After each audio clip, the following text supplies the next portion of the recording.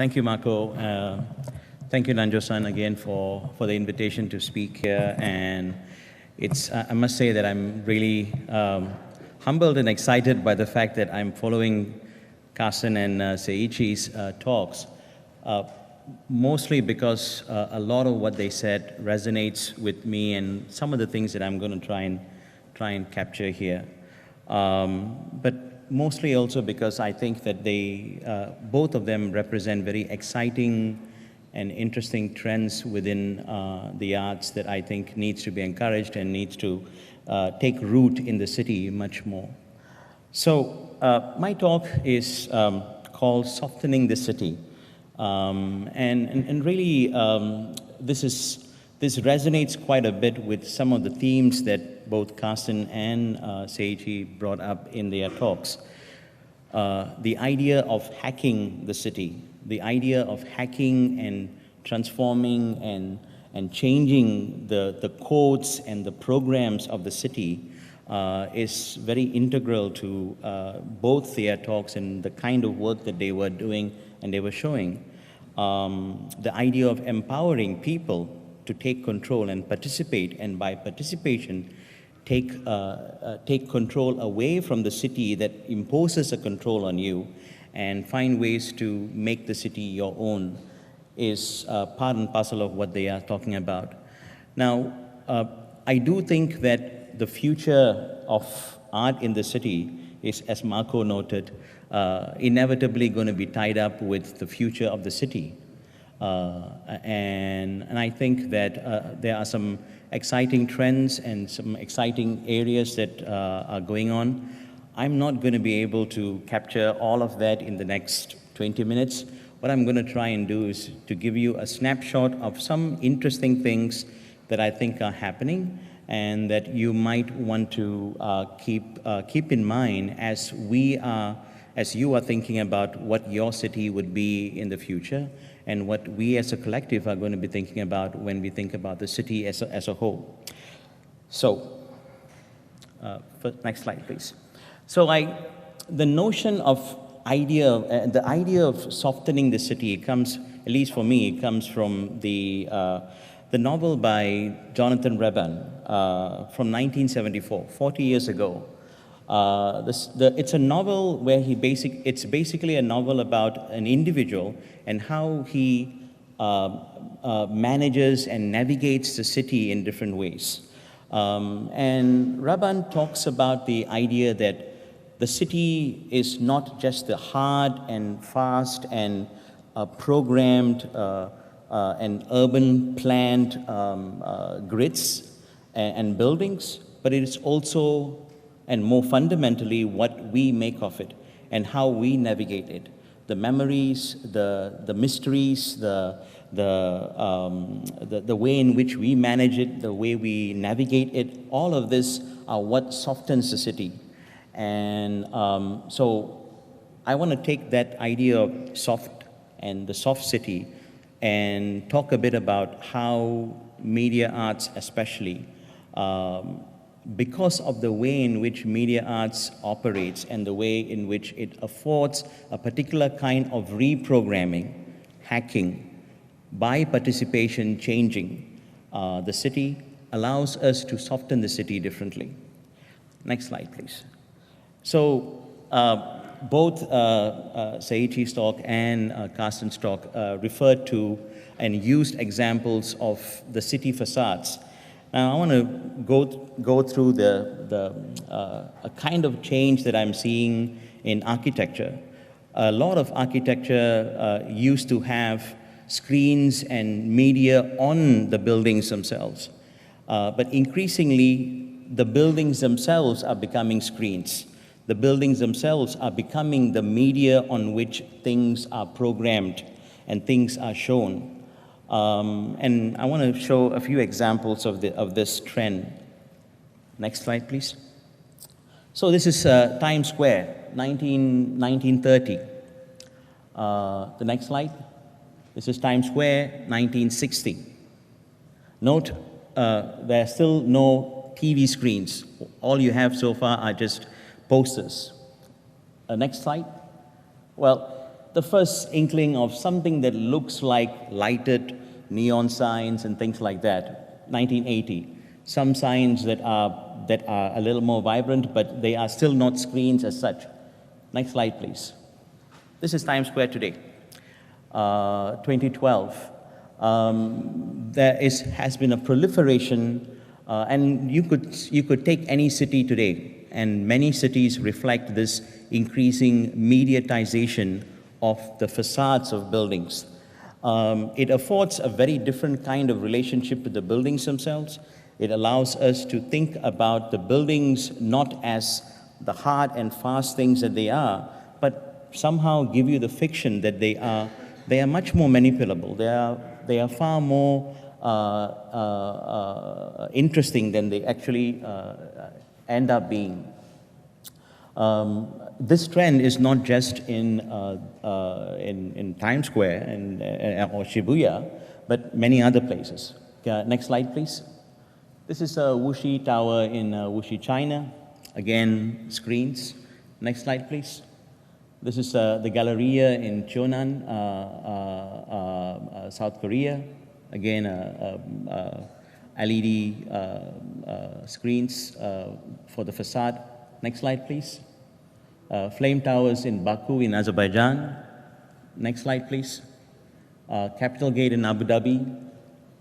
Now, I want to, the next slide, and I want to play a video of an artist, Seon Jin, who works on the Seoul Square in Seoul Square Garden in Seoul. So this is one of her works. As you can see, the idea is very similar to some of the things that Seiichi showed, and some of the works that were referred to yesterday and day before yesterday.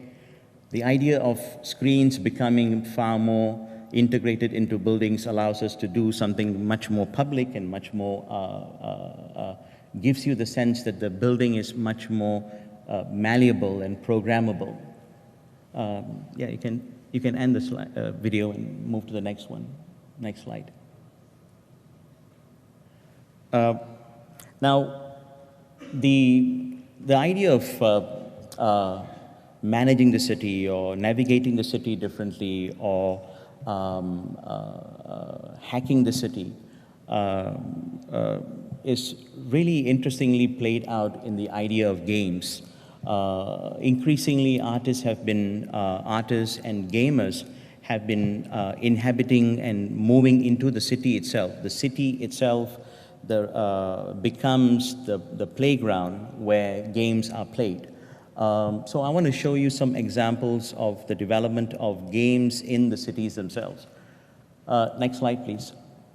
So this is an early alternate reality game that was developed for New York City. And interestingly, this is a game, the Node Runner game in New York City was basically focused on teams of people going to different parts of New York, and their task is to identify and reach particular wireless spots. As soon as they reach those wireless spots, they have reached one target, and then they carry on to collect number of nodes. Now, this is 2002, right, where the notion of wireless and wireless integration into cities was itself a novelty. And it's not surprising that the game was structured around how players would collect and win the nodes, the wireless nodes themselves as part of the game. Next slide. This is a game by an alternate reality game created by Blast Theory, which is a media collective group from England. Could you play the video? So the game is I Like Frank. It was played in Adelaide. I Like Frank in Adelaide is an adventure game played simultaneously online and on the street. Street players are given a mobile phone to find Frank somewhere in the centre of Adelaide. So their phone shows the idea is Frank, like the Where's Wally game, right? So it's about finding a person, this individual, in the city, and you get clues, and you are talking to people to find out where this could be. You are given continuously. You send clues on your mobile phone to give you a sense of where this could be. But it also becomes a way of understanding the city, navigating the city. So you navigate the city by way of a virtual map of the city that is available to you online, on your mobile phone. The objects were specially produced postcards. You can increase the sound. These were hidden in a bar, at a pool hall, and on bicycles. Okay, this is another game by Blast Theory. This is a slightly different game. So what the objective is, mind you, this is 2008. The objective is to 3 players are carrying cameras that are connected real time, and their task is to identify and discover each other. So it's a hide and seek game where the 3 players are trying to avoid each other in the city. And they can do whatever they need to in order to discover the other person. So if you can play the video, you will see how it is played.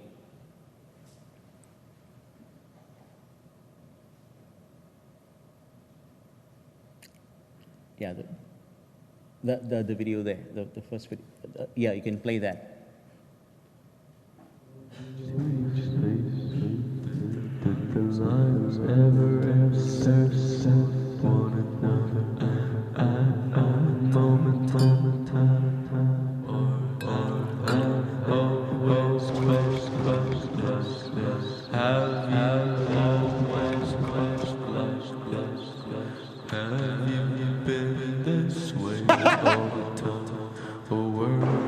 Hiya. See you guys.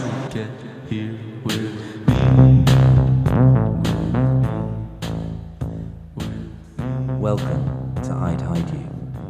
I'd Hide You is an online game. 3 runners stream live video in high definition from the streets of Manchester. Online players enter their name and pick a runner from one of the 3 teams to ride with. My strategy for playing is going to be stealthy as possible and going to be quiet and fast. Pick a runner to follow. Watch their video, and if you spot another runner in the shot, click to take a snap. But this is more than just a game. This is a live transmission. You are using, see what they you are see. logging on, and you are becoming part. You are playing through that game, playing the game through that person who is carrying the camera. Again, it's it connects the online environment with the actual city. It forces people to the players to also use the resources that are available in the city, whether it's maps or other people where they have them. So there are people who stop in the streets and ask people on the street, did you see this person carrying a camera? And they say, well, the person is over there. Go run there, and you can find the person there. Are you sending me on a wild? See? See? Any ideas about where anyone is? Would be helpful. I think he's trapped me now. How do I deal with this situation? I might just go sit on this bench for a minute, to be honest. Do you mind if I sit here? Yeah, come on. Is that okay? Yeah, what are you doing, guys? I'm playing a game. What are you doing? Geisha's done! They've done our art form! Geisha's done! Yes, we've got ourselves a sexy done! I'm gonna hide, I think, or try and hide. I need to do my shoelace up. This is a disaster. You do my shoelace up. So I'm going to move on, show you a few other things. Next slide, please. Many of you are familiar with the idea of augmented reality, where virtual objects are placed in real environments and real objects are placed in virtual environments. What this represents is a possibility of actually playing games and creating interactions with real environments in ways that was never possible before. And artists have been using it to think of how they could actually navigate and think about the city differently. So I'll show you some examples. Next one. Next slide. This is part of a festival, a digital art week that was held in Singapore very recently. So all the containers you see are virtual objects in a real environment, but you see those virtual objects when you are using your mobile phone. The virtual objects appear to you because they are embedded in that location. Next slide, please. So this is a work by Tomiko Thiel, who is one of the most well-known virtual reality public art artists. She does a lot of public artworks where they don't actually exist in the real environment. They only exist virtually, but they are embedded in those locations, and you can find them when you go to the sites themselves. So next slide, please. This is an artist from Chinese artists. This is a tail. Butterfly Lovers is a tail that is embedded in this environment. And in fact, it's a full-length story that is unfolding within this park and different parts of Hong Kong. Next slide, please. This is, as you can see, they are in St. Marco Square, but the artists have embedded the China Pavilion during the 54th Venice Biennale. So the principle behind really this is that how can you create another layer of reality in an environment that you don't have control over, that is fixed, that is hard and fast, but how can you soften it? How can you hack it? How can you change it? And that's what they have done, these artists have done. The next slide, please. I want to just play a more recent alternate reality game, mobile games. If you could play the video.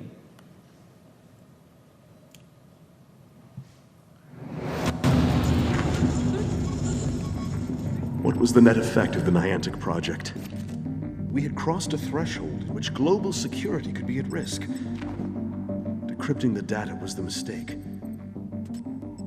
This is not psychosis. So it's set like a game, and you are playing it as if it's you are playing it in a real environment, but it's a full-fledged game that you are playing in the real environment using your mobile phone. All the clues are sent to you remotely. You are seeing virtual objects in the environment. The mission of 13 Magnus is to monitor the effects of mind hacking.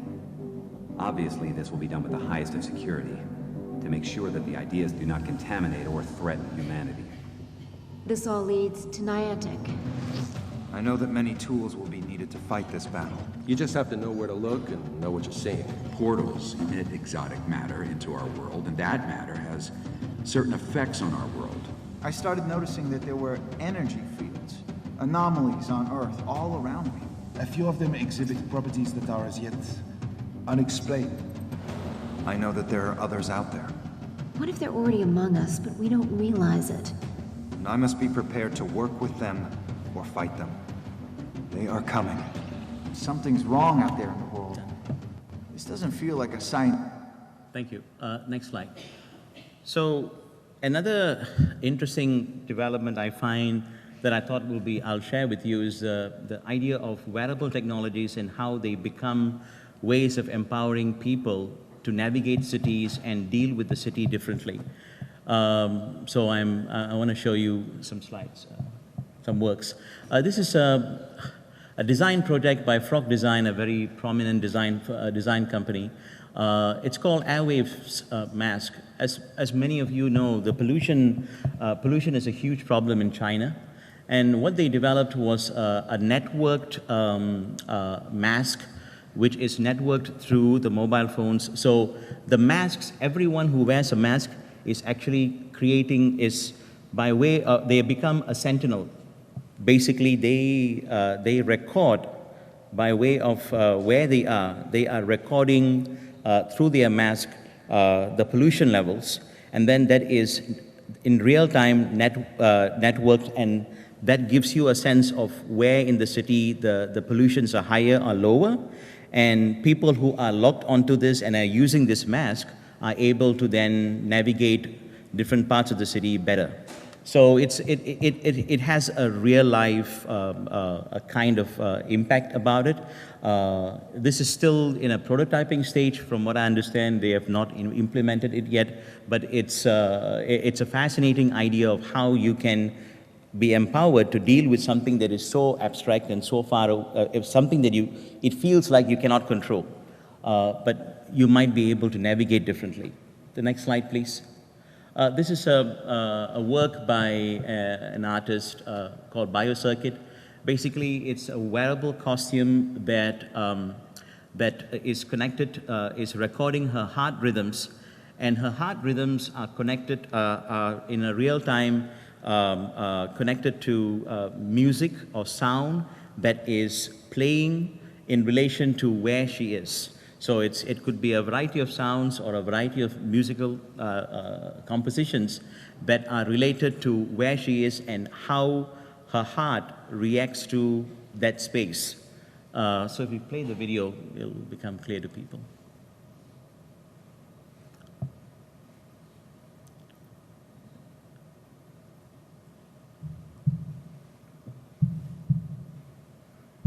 That's a heartbeat.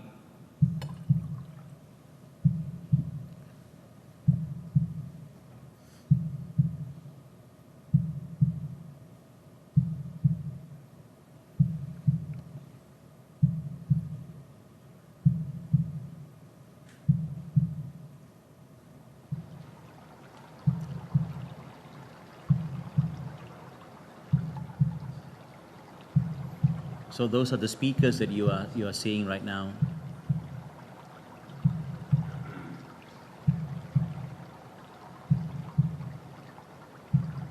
So depending on how relaxed she is, or where she is and how relaxed or anxious she is, the sounds play out or play down. So do you notice how she's suddenly in the city and she's having a faster heartbeat? She's walking faster.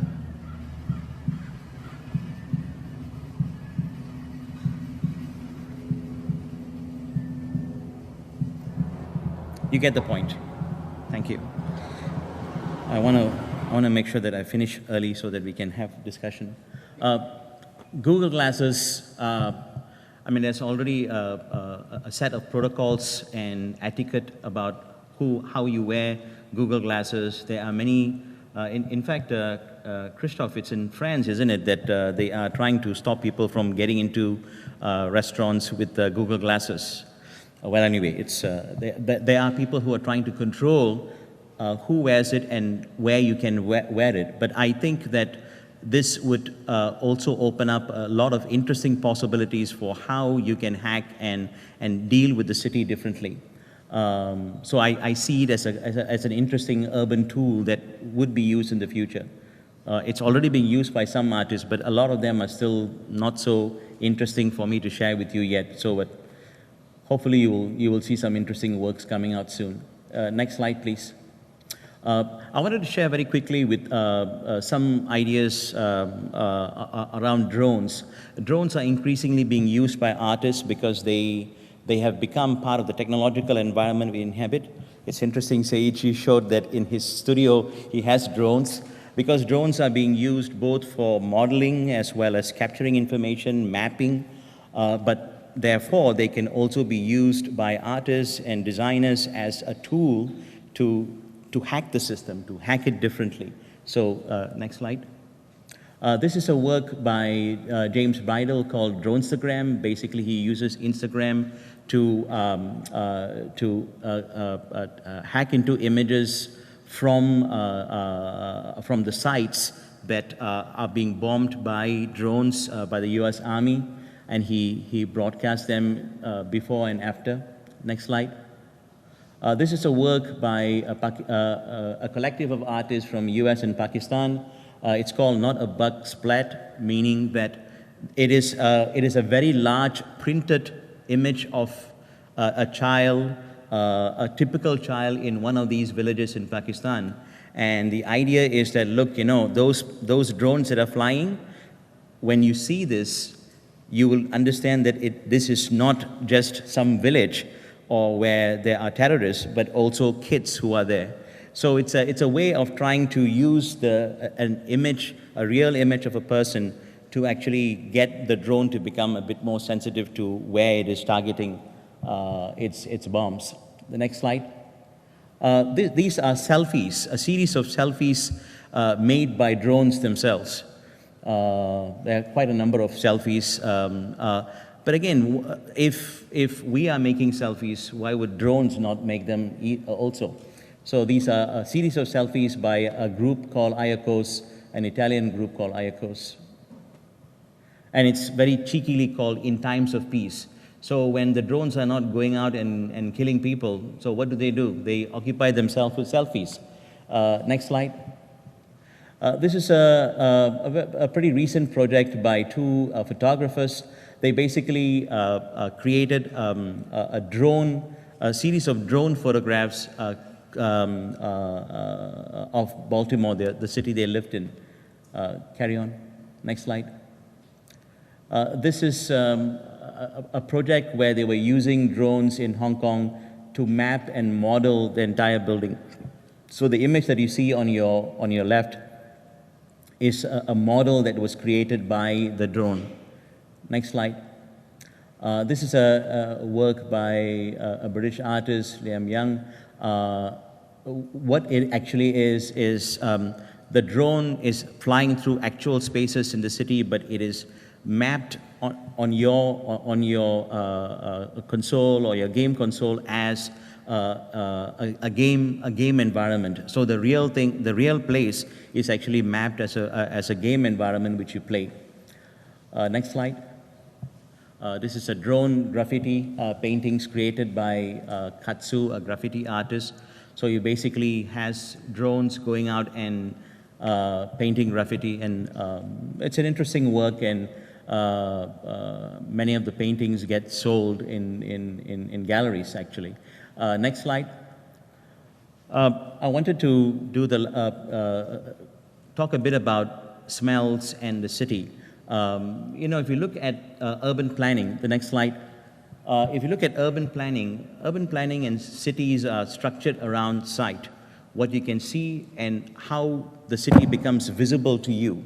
And very rarely are they thinking about sound, and that's why we live in cities that are very bad in terms of sound pollution and noise pollution, and it practically does not take into account smells.